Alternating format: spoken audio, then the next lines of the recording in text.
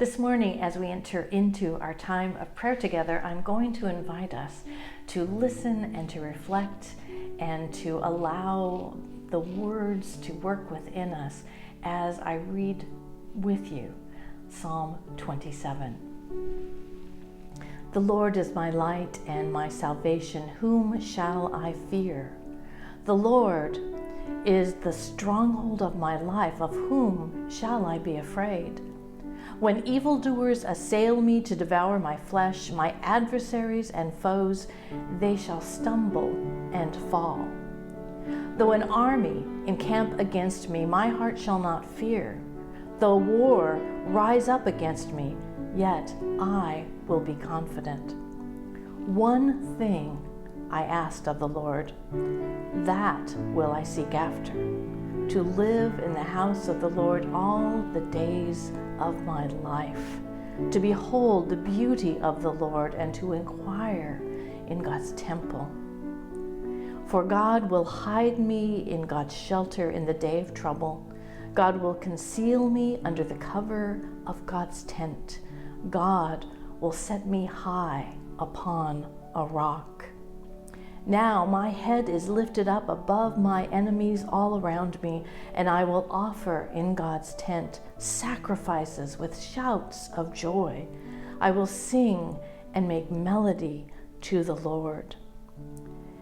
Teach me your way, O Lord, and lead me on a level path because of my enemies. Do not give me up to the will of my adversaries, for false witnesses have risen against me, and they are breathing violence. I believe that I shall see the goodness of the Lord in the land of the living. Wait for the Lord. Be strong and let your heart take courage. Wait for the Lord.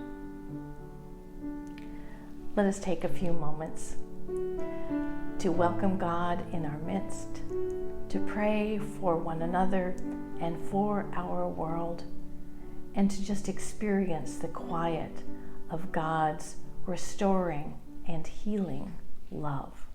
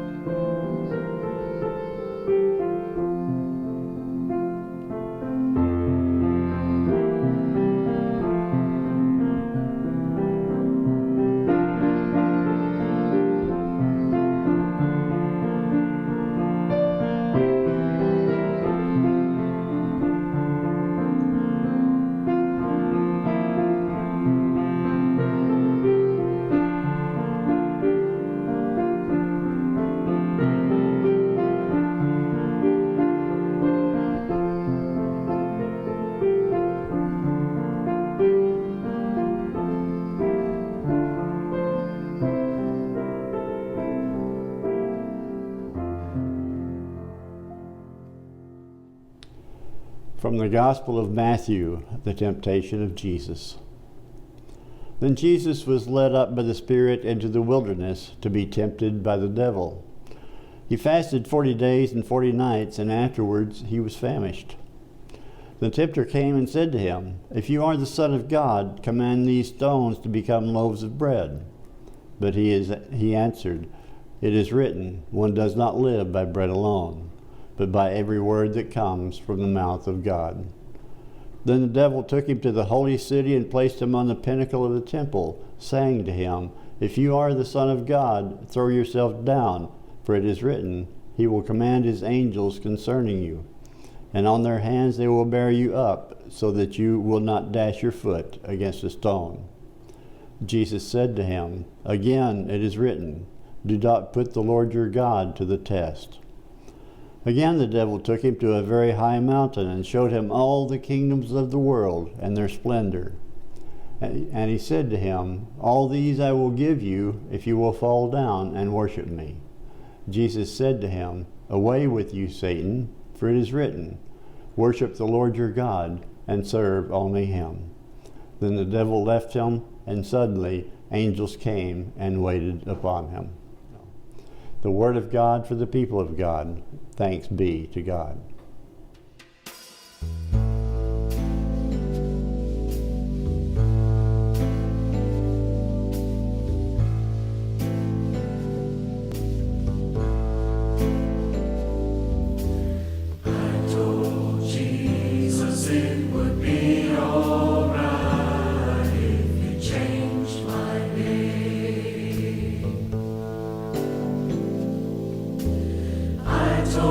Jesus, it would be all right if you changed my name.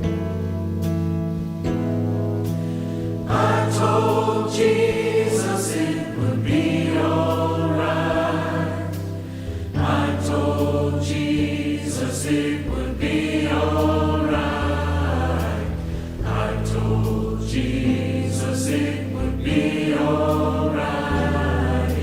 Changed my name.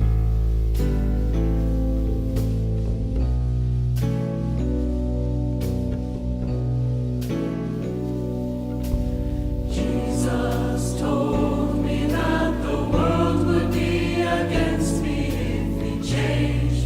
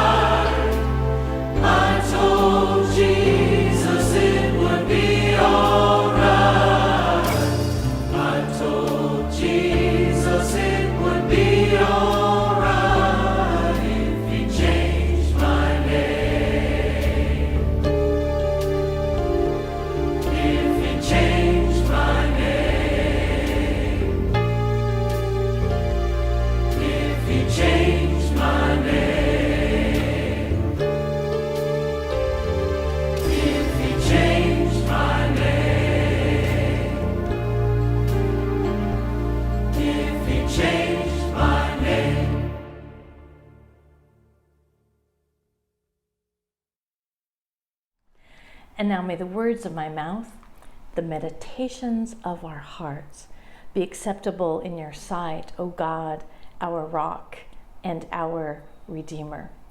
This morning we have managed to make it to temptation number 3. And as we begin our time together, I want us to reflect a little bit about why was Jesus tempted in the first place? I mean, was he really? Some of the early groups in the church were involved in quite a big argument about, well, how much God was Jesus and how much human was Jesus? And was he both? Was he one? Was he the other? And this actually was a major controversy for a very long time. So if you look at it from the lens that, well, Jesus, after all, is God, and so therefore, how could God possibly be tempted? I don't think that's why these stories are in here. I think there's something very, very real about these 3 temptations that not only show us and reveal to us who Jesus is, but also show us a way forward in our own struggles, our own things that we continue to wrestle with throughout our lives. And as I have said before, there's kind of a variety of different lenses through which we can see these 3 temptations. And in this particular moment, we're definitely looking through kind of a social science kind of a way through these temptations and about the way that our needs as human beings are either met or remain unmet, and the various machinations we go through in order to attempt to get the world to cooperate and give us the things we need. We began with the sense of security. If you are the Son of God, of course that taunt in itself must have been something that could have lit anybody's anxiety. Jesus doesn't seem to have bitten on that particular hook, but I understand those moments when you are trying to maintain your own sense of authority, your own sense of self, your own sense of identity, and someone comes right in your face and questions it. So, who do you think you are? Who do you think you are to do this job? Who do you think you are to take these stances? Who do you think you are to attempt to sway what I believe? I'm sure that if any of us looked at the things that we have attempted to do in our life for good, that when there are moments when someone comes to us and challenges our right to be present, our right to have a voice, and certainly our right to any kind of authority. Well, this morning, I mean, we've talked about those other 2 and how oftentimes our need for security, when it gets threatened, that we scrabble to find all the things that will make us feel safe and secure. And when our basic self and our need to be loved and accepted just for who we are, when that gets threatened, how many things will we attempt to manipulate and do so that we can feel safe in someone else's love, even God's? And then we come to the 3rd one, that when the devil takes Jesus up to the high mountain and looks down and says, if you see all of the cities of the world below us, and if indeed you are the Son of God, that if you will simply bow down and worship me, I'll give you the whole thing. Now I remember as a kid then of hearing a preacher say, well, it wasn't the devil's to begin with. And even as a kid, I remember thinking, well, yes and no. I didn't have anyone to say that to at the time, but I think about our experiences in the world together, and I realized that although I believe that over all of us is this loving God who intends to make the world a better place, and who makes the world a place of peace, and who makes a place of generosity and room for all peoples, there are so many activities in the world that are trying to thwart God's intention. And so when the devil, the tempter, says to Jesus, bow down before me, I'm going to make this really easy. Everybody will follow you.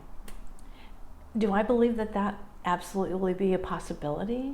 That if I make certain choices in my life to follow in a certain direction, that everything actually will be easy and that people will believe in me, primarily because I'm willing to do whatever it takes to convince people that they should follow me.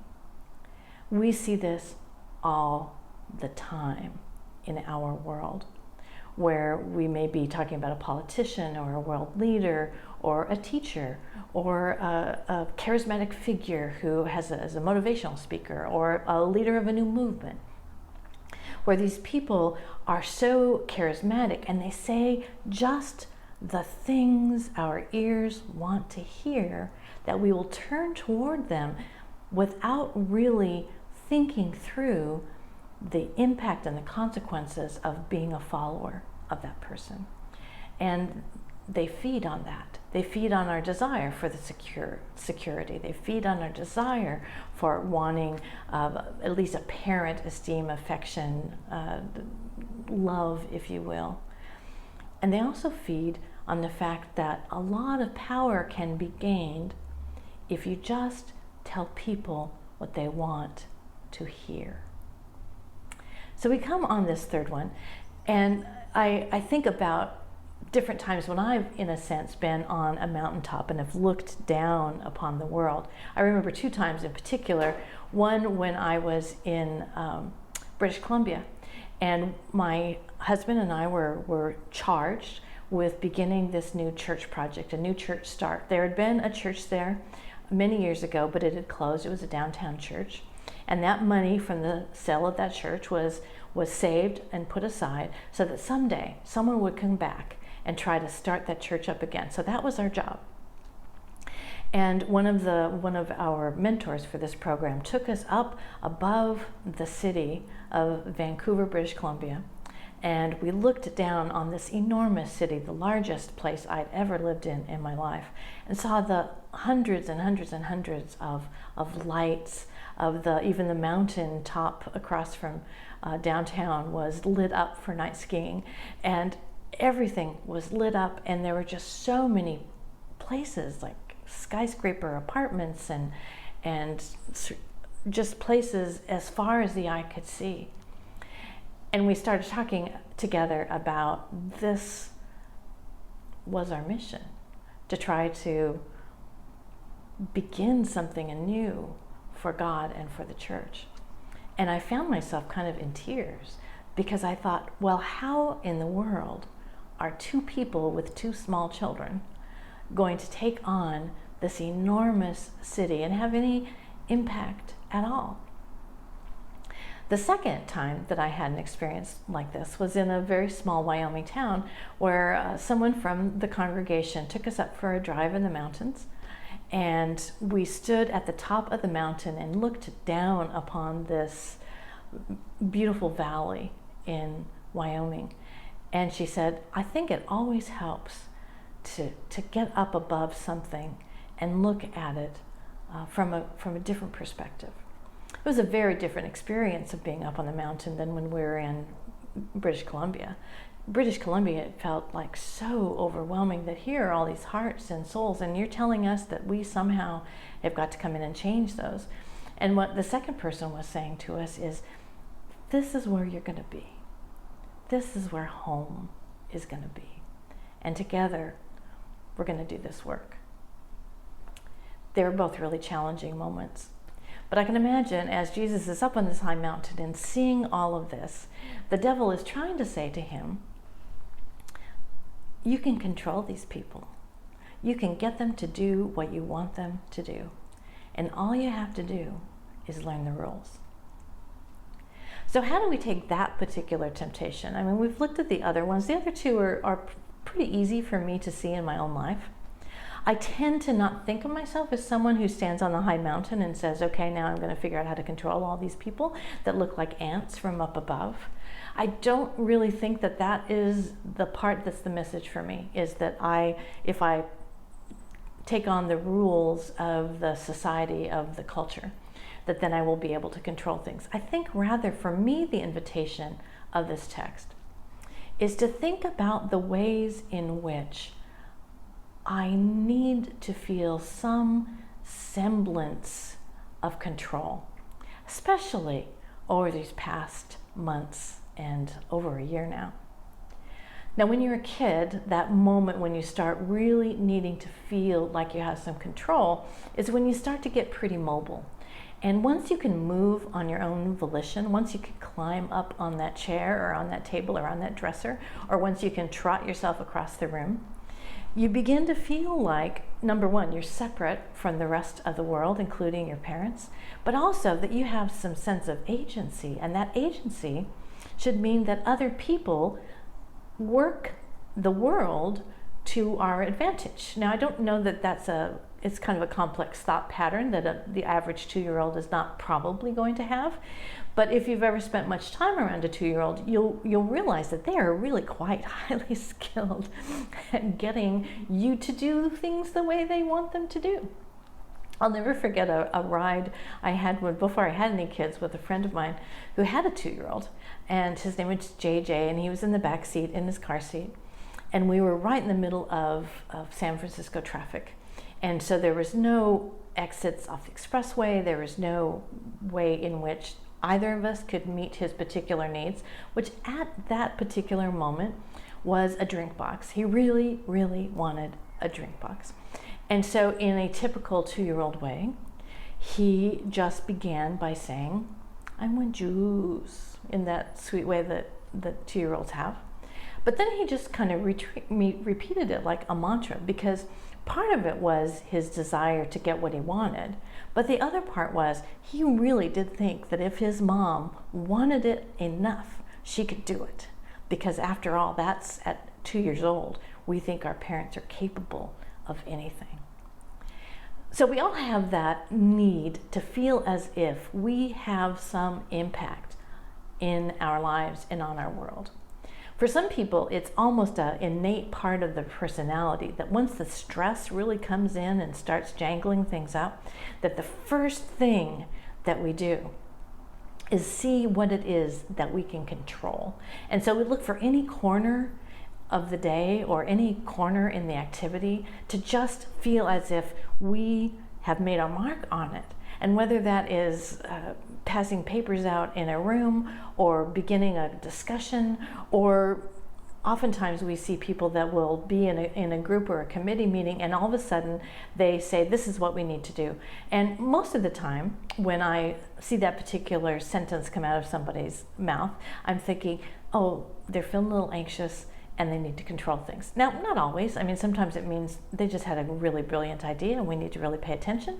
But we need to pay attention one way or the other, because when we are really anxious and we do not feel like we have any say, any control, any agency, then that can become an overwhelmingly destructive force in our lives, where we go out and take no prisoners. Because if I can't have control over the world and COVID, if I can't have control over whether or not I can go and meet with my friends, if I do not have control over when restaurants or grocery stores or sports arenas or concerts are going to be open, then if that need gets jangled enough in me, I'm going to find something over which I have control.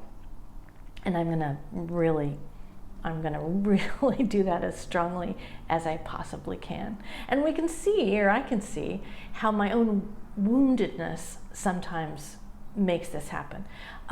It's going to come out differently in each one of us.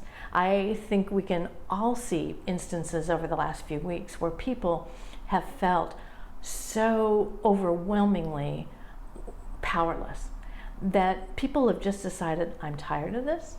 I'm not going to wear a mask anymore, or we see people in the grocery stores causing altercations because they say, you cannot force me to wear a mask in this grocery store or at this airport or in this Uber vehicle, that people's anxiety bubbles up and tries to manipulate and control the people or the situations around us. This is one of those times. Even if my natural anxiety response is not really have to do with control so much, in my own life, I think the affection, the acceptance, the sense that I am appreciated for who I am, I think that's my strongest one probably.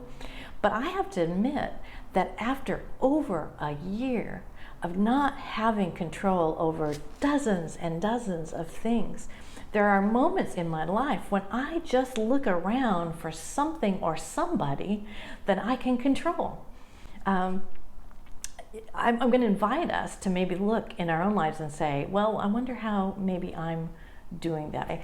Sometimes for me, it has to do with getting things done around the house. And the one who takes the brunt of this 9 times out of 10 is my sweetheart, Mike. And he, luckily, we've been married almost 20 years now, and he recognizes that I'm speaking out of my own anxiety. When those things start to come out, most of the time, he's able to look at me with the eyes of love and say, you're feeling anxious. And I'll say, yeah, when I'm my best self. When I'm not my best self, things might not be very happy for a little while until I kind of get a hold of my own emotions and take responsibility for them.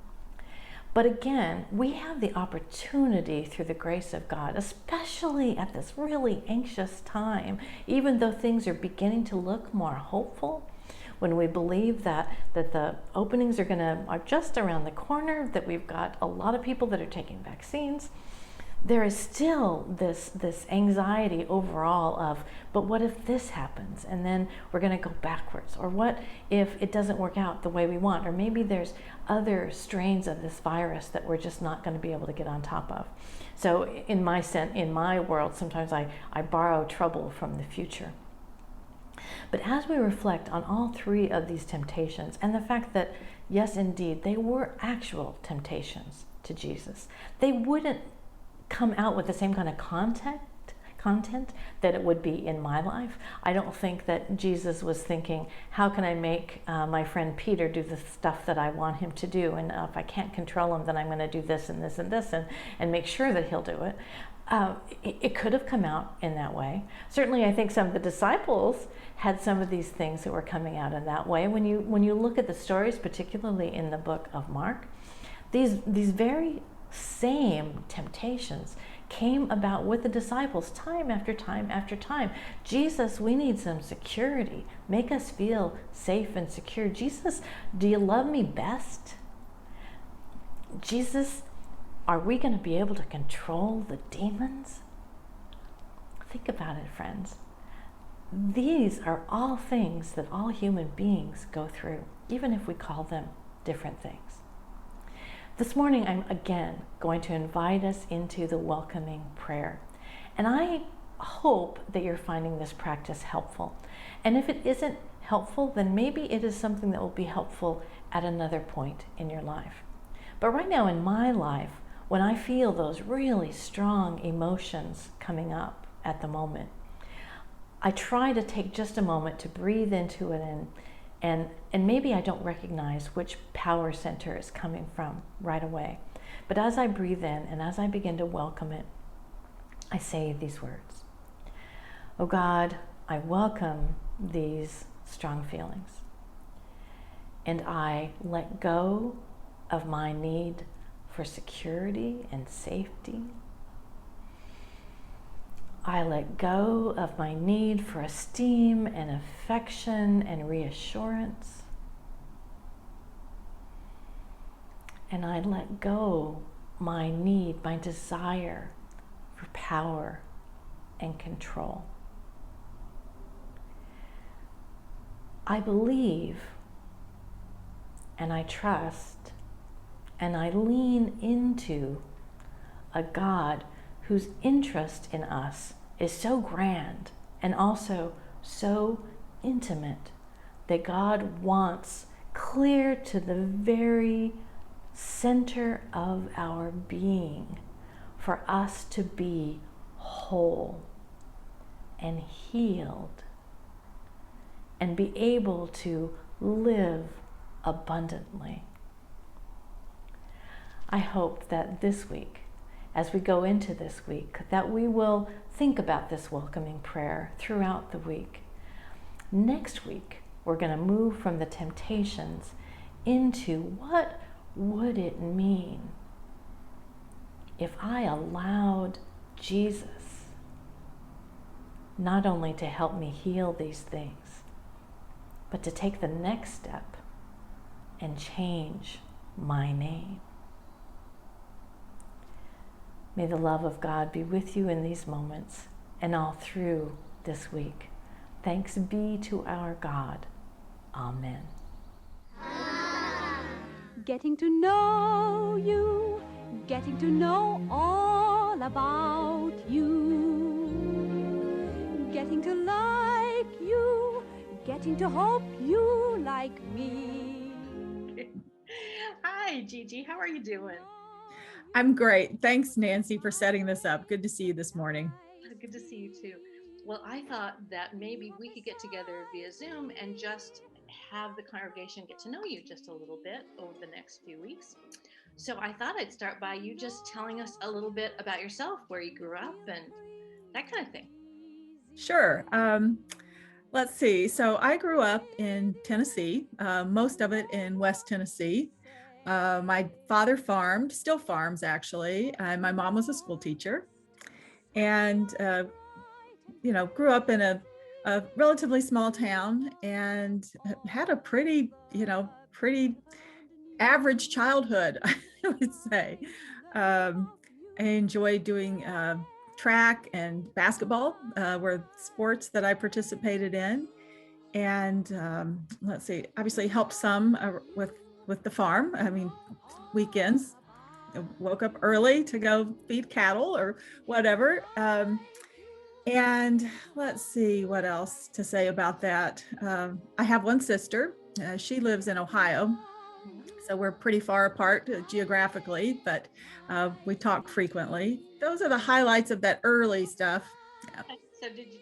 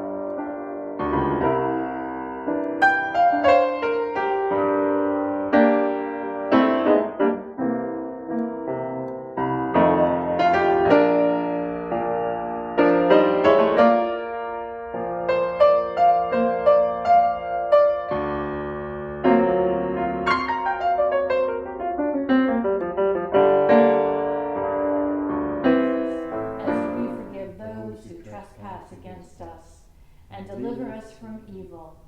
Did I say it wrong? Skip one more. Then let's do it over again. Our Father, who art in heaven, hallowed be thy name.